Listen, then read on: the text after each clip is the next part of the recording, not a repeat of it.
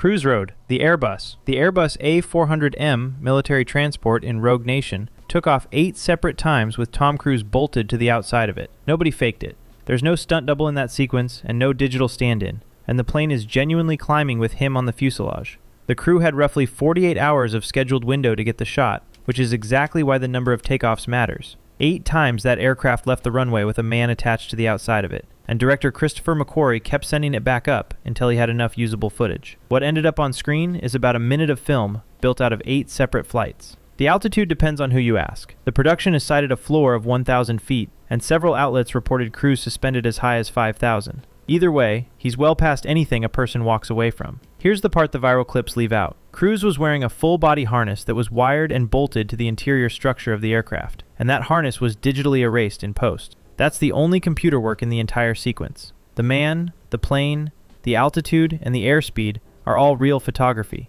and the only thing a machine did was rub out a safety line. That distinction matters for everything else on this list, because practical was never supposed to mean untouched. It meant the thing in the frame actually happened. And get this, a decade later he went further, hanging between the wings of a 1940s biplane at 8,000 feet over South Africa's Drakensberg Range at around 140 miles an hour. A position professional wing walkers had told him flatly could not be done, with stunt coordinator Wade Eastwood describing a propeller blast so punishing that the crew kept carrying him off the wing.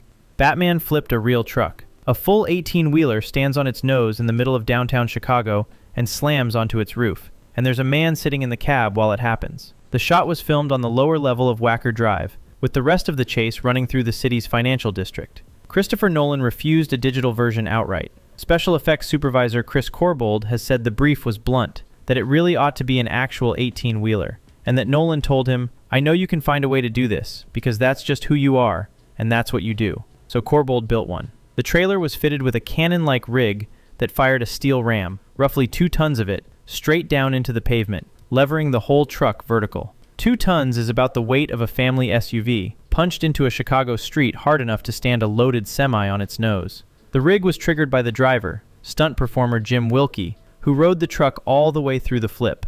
Most people assume the shot is computer-generated, and it's the compression that gives it away. The trailer whips, the cab folds, the road takes the hit, because everything in the frame has actual mass and actual consequences. The most talked about visual effect in a superhero movie was a machine that punched a hole in a Chicago street, operated by the man sitting inside the truck it was about to throw. The cast wasn't acting. The fake chest sitting on that table in Alien was packed with real organs from a local butcher, sanitized with formaldehyde by art director Roger Christian. John Hurt sat under a hole cut in the tabletop with his head and shoulders pushed through, so the prosthetic read as his own body, and underneath him sat creature maker Roger Dickon, the puppet, a hydraulic ram to shove it upward, and a compressed blood rig. Now the legend says the cast had no idea what was coming. That's not quite right. They'd all read the script and knew something came out of Kane. What they didn't know was how much blood there'd be, or which direction it would go. Veronica Cartwright wasn't warned she'd be hit by it at all, and her reaction is genuine. Yaphet Kotto walked off set. The take that ended up in the movie is the one where the actors had genuinely lost control of the scene. Ben-Hur built a Roman arena. The circus in Ben-Hur is 18 acres of real construction on the backlot at Cinecittà Studios outside Rome, filled with a reported 15,000 extras. Not painted, not matted in, built. The race was handled by second unit directors Andrew Martin and Yakima Knut, the veteran stunt coordinator, and the numbers attached to it are still argued over. Reported cost for the sequence alone runs anywhere from $1 million to about $4 million, and reported shooting time runs from 5 weeks to 10, spread across roughly 3 months. The film's total production cost was around $15 million, which made it the most expensive picture MGM had ever put together. So on the low estimate, the race alone eats about a 15th of the entire budget, and on the high estimate, it's closer to a quarter of the film. Principal photography ran from May 18, 1958 to January 7, 1959, at 12 to 14 hours a day, 6 days a week. Charlton Heston learned to drive a 4-horse chariot for the part, but the action shots belonged to stuntman Joe Knut, Yakima's son. And on the shot where Ben-Hur's horses jump a wrecked chariot, Knut got it wrong. He was thrown clean out of his own chariot and onto the tongue, the wooden shaft running between the horses, with the team still at speed. He climbed back in and brought them under control. 1959 predates computer graphics in film entirely. so there was no version of this where anybody fixed it afterward. The most famous beat in the most expensive sequence of the film is a stunt that went wrong, kept in because nothing they'd planned looked half as good. By the way, if you're enjoying this, I put out videos like this all the time, and a subscribe would genuinely help. Thanks. Winston's Rex weighed 9 tons. Stan Winston Studios' Tyrannosaurus stood 20 feet tall, stretched close to 40 feet from nose to tail, and weighed 9,000 pounds, which makes it the largest thing that studio ever built. 9,000 pounds is roughly 2.5 family cars, sitting on a hydraulic base out in the weather. The rain broke it. Universal had assured Winston the rig wouldn't be rained on directly, and then during the main road sequence, it got soaked every single day. The foam rubber skin drank the water, the extra weight overwhelmed the hydraulics, and between takes, the animatronic would shake and quiver on its own. Crews stopped shooting to towel it dry. Overnight, they ran fans on it so it would be usable by morning. Most people remember Jurassic Park as the film that proved computer graphics, and the dinosaurs in it are a blend, not a pure practical build. Computers carried the full body movement. The animatronic carried the close, wet, in-the-rain contact shots, which is why the eye lines and the water interaction read correctly. It's also why the malfunction became part of the effect, because a 9,000-pound machine trembling under its own soaked weight reads exactly like an animal breathing. When the franchise came back in 2025 with Jurassic World Rebirth, the team built life-size animatronics again for the actors to play against, but a rushed turnaround meant the finished film leaned on digital work far more than the original ever did. Stallone paid for the stunt. Stuntman Simon Crane crossed between two aircraft at 15,000 feet on a zip line, and Sylvester Stallone covered the cost out of his own paycheck. The move was from a DC-9 to a smaller Lockheed Jetstar, on a line strung between the two planes, while both were flying at around 150 miles an hour. No trick photography, no safety rig on the crossing itself. Crane was paid $1 million for that single transfer, and in 1993, that's $1 million for a piece of action that runs a few seconds on screen. There was one problem. The insurance company refused to cover a stuntman for it, which under normal circumstances is where the shot dies. Stallone offered to cut his own fee by the exact cost of the stunt so the production could go ahead and do it. Guinness World Records lists it as the most expensive aerial stunt ever performed. Crane couldn't actually get inside the second plane, and the editing completes the move, but the crossing itself is real, and it's him doing it. This was the last stretch before digital doubles got cheap, when the only way to buy a shot like that was to buy the risk attached to it. So the most expensive aerial stunt ever filmed wasn't paid for by the studio, it was paid for by the leading man. Bottin worked himself to collapse. Rob Bottin finished the creature effects on the thing in a hospital bed, with exhaustion, double pneumonia, and a bleeding ulcer. He was in his early 20s. He and his crew had been on the work for more than a year, and many of them never took a single day off across that entire stretch. More than a year of creature building for a film that runs 109 minutes. The defibrillator sequence, where Norris's chest opens up and takes the doctor's arms, was assembled out of fiberglass dummies, a purpose-built chest rig, and a double amputee performer standing in for the doctor. Some of the stretching tissue was melted bubblegum. The spider head transformation was built and shot entirely in camera with puppetry and rigs because in 1982 there was no other option available. Every transformation had to be a physical object that existed in a room and could be pointed at. Critics called the effects gratuitous when it came out, and the film's reputation took decades to turn around. But the work was photographed rather than rendered, which is why it doesn't age the way a render ages. It never starts looking like an older version of itself. The effects that got called gratuitous in 1982 are now the benchmark that every digital creature gets measured against.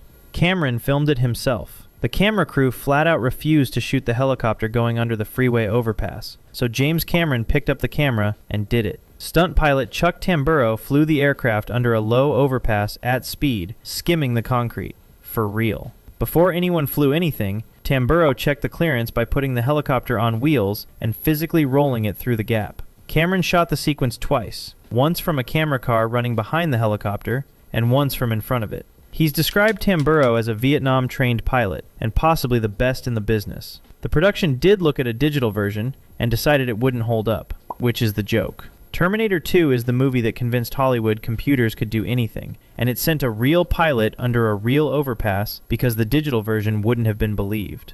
Kubrick spun the whole set. The interior of the Discovery in 2001: A Space Odyssey was a 38-foot wheel that actually turned, built for about $750,000 by the Vickers Armstrong Engineering Group, a firm that normally made aircraft. No trickery, just engineering. It weighed around 30 tons and turned at about 3 miles an hour. The film cost between $10.5 and $12 million in total, so a single set piece took roughly 6 to 7% of the entire production. Set dressing was bolted down, and the wheel turned while the actor walked to stay at the bottom, which held him upright while the world rolled past. Every rotating corridor shot made since is descended from this thing, and the shot of a man jogging in a circle is doing something no computer was asked to do for another 30 years, because it's photographing real weight in a real room that happens to be turning. Bond's Aston rolled 7 times. The Aston Martin DBS in Casino Royale refused to flip, so the crew mounted a compressed gas cannon behind the driver's seat and shot the car into the air. The car was too good.